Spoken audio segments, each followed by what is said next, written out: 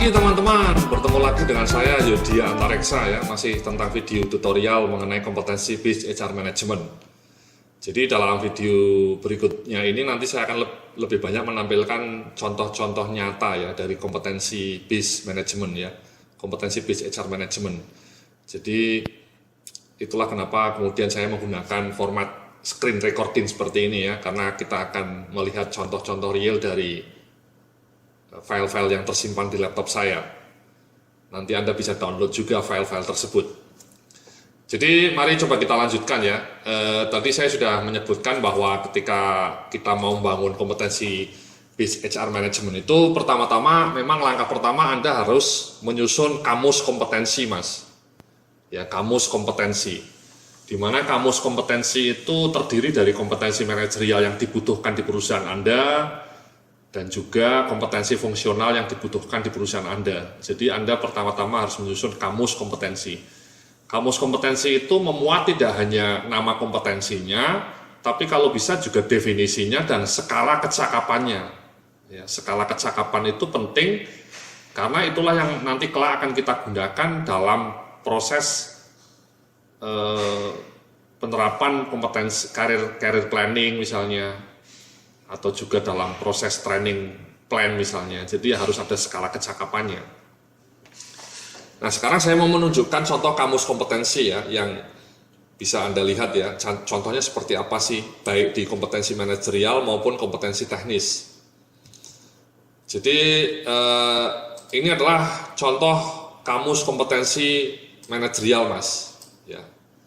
Ada definisinya dan ada skala kecakapannya. Skala kecakapannya 1 sampai 5 gradasi levelnya. Ya, jadi setiap kompetensi ini Anda harus terangkan definisinya.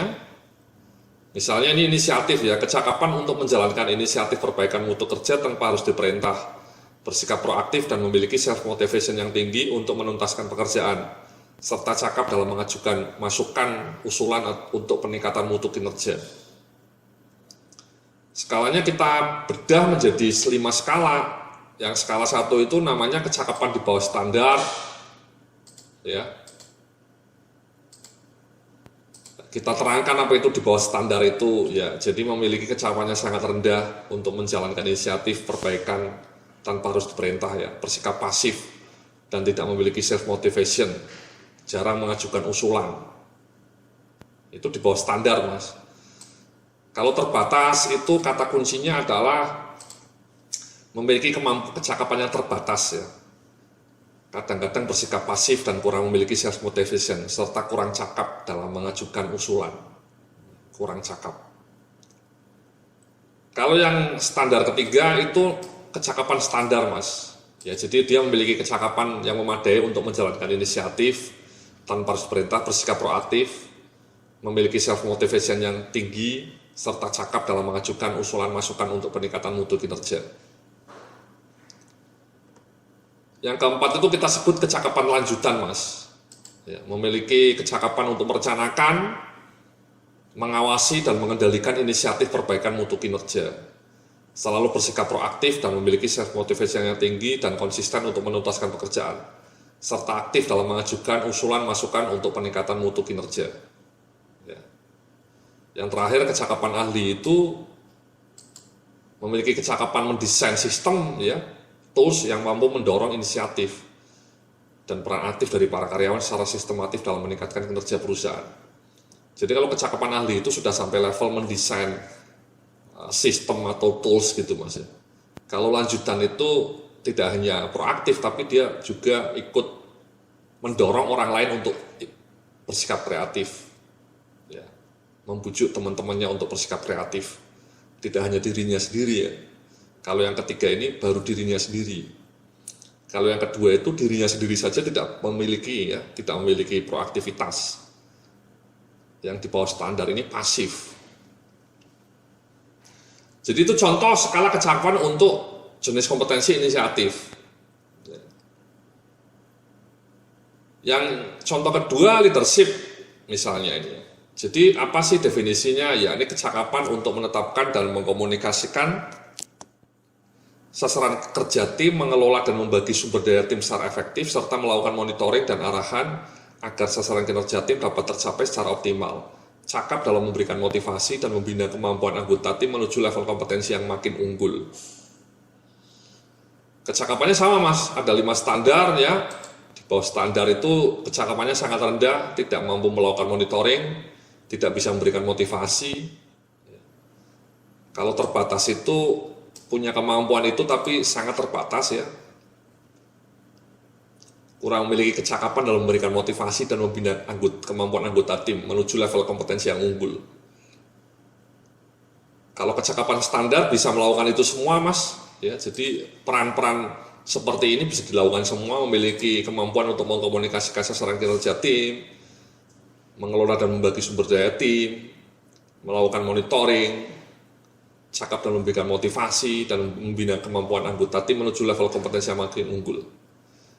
Kalau kecakapan lanjutan, itu ada elemen dia tidak hanya mampu mengkomunikasikan sasaran kinerja ya, tapi dia juga punya kemampuan untuk merencanakan, mengawasi, dan mengendalikan.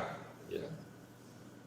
Sangat cakap dalam memberikan motivasi dan membina kemampuan anggota tim menuju level kompetensi yang makin unggul. Kemudian kalau kecakapan ahli itu, dia sudah sampai level mengembangkan inovasi, inisiatif-inisiatif baru dalam proses pengembangan kapasitas leadership para anggota.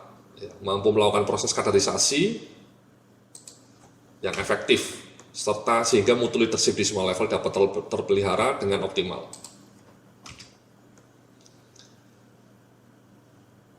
Jadi itulah mas ya, ada 1, 2, 3, 4, 5 kecakapan. Ya. Seterusnya mas, jadi ini ada contoh, ini bisa Anda download juga, toolsnya ini bisa Anda download.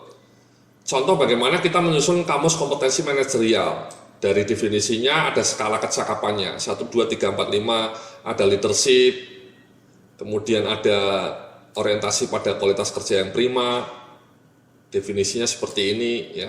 Kemudian ada kecakapannya juga, kemudian ada kemampuan memecahkan masalah, problem solving, kemudian ada planning, perencanaan kerja, melakukan planning, organizing yang penting ini.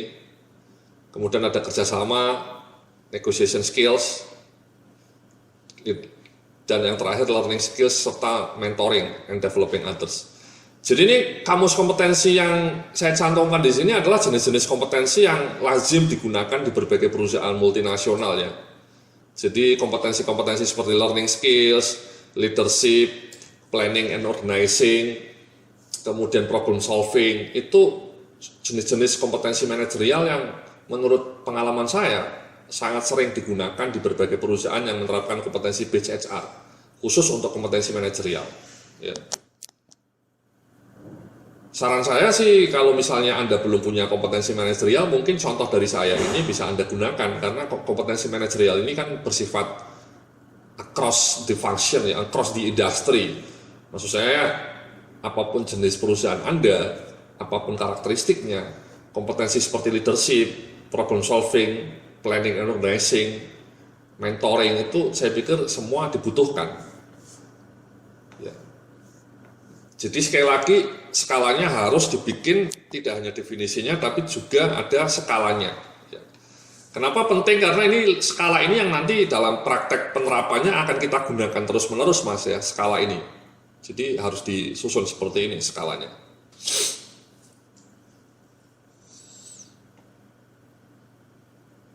Ini adalah contoh untuk kamus kompetensi manajerial.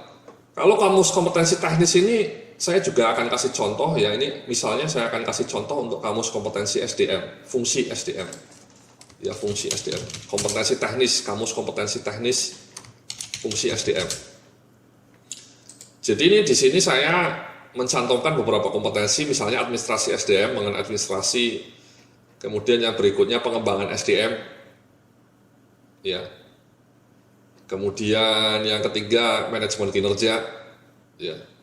Ini contohnya misalnya manajemen kinerja ya, kecakapan untuk mendesain indikator pengukuran kinerja karyawan, mengelola administrasi dan pelaporan KPI secara reguler, serta memastikan agar proses monitoring pencapaian kinerja dan KPI berjalan secara optimal. KPI itu Key Performance Indicator mas ya. Jadi sebaiknya perusahaan Anda mulai menerapkan penilaian kinerja berbasis pada KPI. Nah, kecakapan di bawah standar itu yang memiliki kecakapan yang sangat rendah ya, tidak tahu apa itu KPI, tidak tahu bagaimana cara mengukurnya, bagaimana cara melaporkannya. Kalau kecakapan terbatas itu memiliki kecakapan yang terbatas untuk dapat melakukan administrasi dan pelaporan secara reguler, kurang mampu melakukan proses monitoring. Ya, jadi dia sudah cukup tahu mengenai administrasinya, bagaimana cara melaporkan KPI ya, tapi dia tidak bisa melakukan proses monitoring, pencapaian kinerja, kurang ahli. Nah, kalau standar, Anda bisa paham mengenai administrasinya, bagaimana pelaporannya, serta juga mampu melakukan proses monitoring ke departemen-departemen yang lain, sehingga pencapaian kinerja bisnis perusahaan itu berjalan secara optimal. Kemudian kalau kecakapan lanjutan itu tidak hanya memiliki kemampuan untuk menjalankan proses administrasi dan pelaporan Mas ya, tapi juga Anda memiliki kecakapan untuk merencanakan proses pelaporannya, mengorganize, melakukan koordinasi dengan berbagai bidang supaya pelaporannya berjalan secara reguler.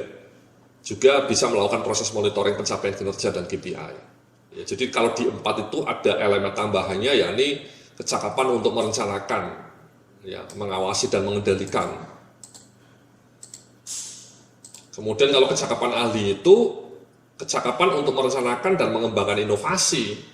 Jadi tidak hanya sekedar melakukan pemantauan, bahkan dia juga mampu merumuskan inovasi-inovasi baru supaya sistem penilaian kinerjanya menjadi lebih bagus, menjadi lebih terotomatisasi misalnya.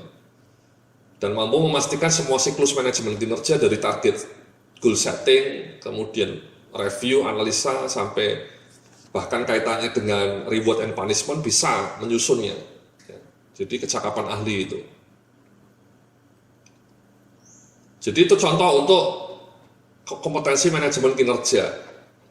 Yang berikutnya kompetensi remunerasi, ini penting juga. Ya.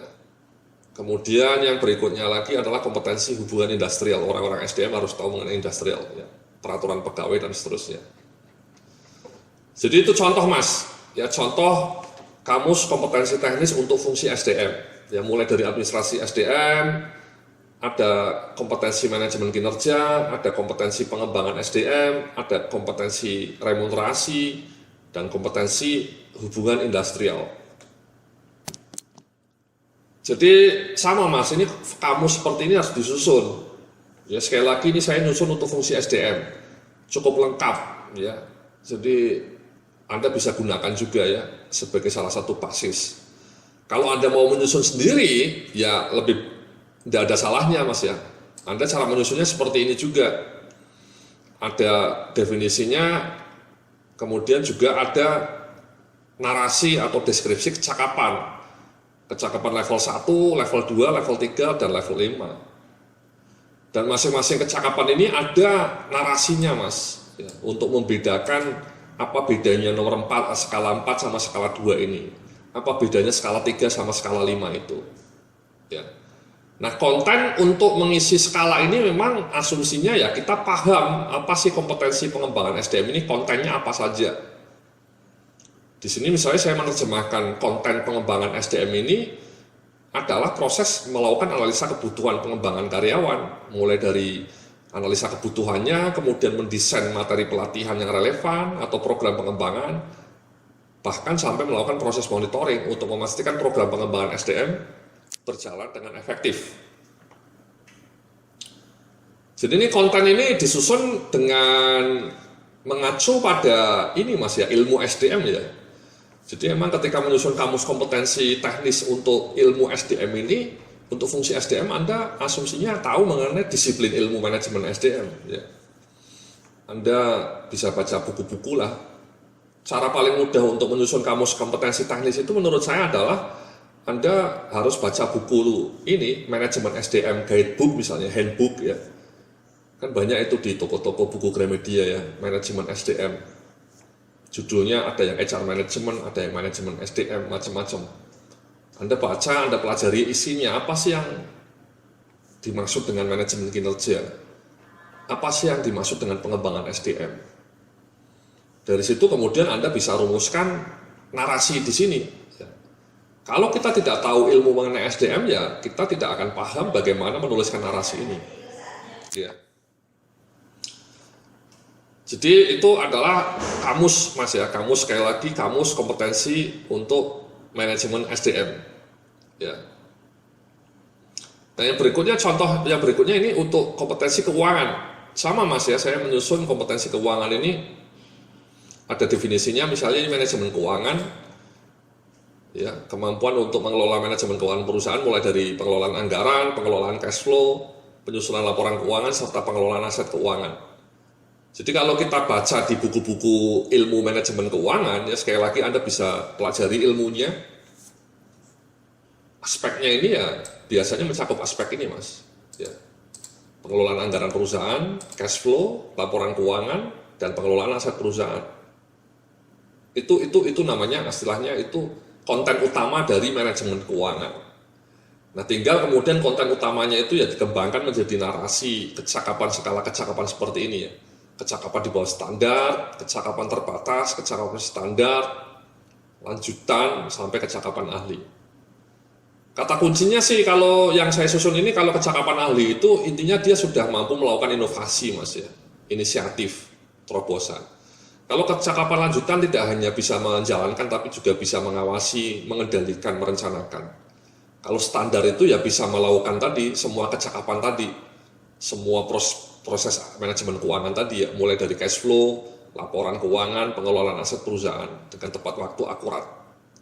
Kalau terbatas ya masih terbatas ya, belum paham ilmunya, di bawah standar ya belum tahu sama sekali bagaimana mengelola cash flow, bagaimana menyusun laporan keuangan. Jadi memang kuncinya ketika menyusun kamus kompetensi teknis itu adalah pertama-tama definisinya ini ya, definisinya harus paham kontennya apa saja, ya. Ini manajemen keuangan, kalau ini tadi SDM ya, ini pengembangan SDM itu kata kuncinya ini, konten utamanya. Di manajemen keuangan itu saya susun ada beberapa contoh, Mas ya, Anda bisa download juga, ada anggaran, ada akuntansi keuangan, ada perpajakan, ada audit, dan administrasi perkantoran lah ya, computer skills ya. Computer skills itu ya Excel gitu ya, PowerPoint, Word, dan seterusnya, ya, atau menggunakan internet gitu ya. Jadi inilah contoh, Mas ya, contoh kamus kompetensi ya. Memang ini kalau Anda menyusun sendiri itu memang lama, Mas ya, butuh waktu, butuh tenaga, butuh pikiran, terutama untuk menyusun kompetensi teknis, apalagi kalau kompetensi teknisnya di luar disiplin ilmu Anda. Misalnya kayak keuangan ini, Anda orang SDM mungkin tidak begitu paham mengenai keuangan, ya Anda harus konsultasi dengan orang-orang keuangannya, atau menurut saya Anda beli buku mengenai manajemen keuangan supaya tahu apa itu isinya ilmu keuangan. Kalau Anda mau menyusun kamus kompetensi misalnya untuk manajemen pemasaran ya, bidang pemasaran misalnya, bidang bagian pemasaran, Anda bisa diskusi dengan manajer pemasarannya. Tapi yang menurut saya tidak kalah penting, sebaiknya Anda beli juga buku mengenai The Essentials of Marketing Management misalnya, The Fundamentals of Marketing Management, atau manajemen pemasaran, kan banyak buku itu. Anda baca apa itu konten utama dari ilmu pemasaran, apa sih yang dimaksud dengan branding, apa yang dimaksud dengan marketing research, apa yang dimaksud dengan marketing management. Sama, Mas, kalau SDM ini ya Anda sebaiknya, kalau Anda orang SDM ya lebih bagus ya, Anda tahulah mengenai ilmu SDM ya, asumsi saya. Jadi Anda selayaknya paham mengenai apa saja kompetensi teknis untuk ilmu SDM. Oke, ini kalaupun misalnya Anda belum bikin, Anda bisa gunakan contoh-contoh yang saya berikan ini ya. Ini sekali lagi bisa Anda download, bisa Anda manfaatkan untuk menyusun kamus kompetensi di perusahaan Anda, kamus kompetensi teknis dan kamus kompetensi manajerial. Saya rasa seperti itu, nanti kita akan lanjutkan dalam video berikutnya mengenai bagaimana menerapkan kamus kompetensi ini dalam fungsi-fungsi SDM lainnya. Terima kasih, sampai jumpa dalam video berikutnya.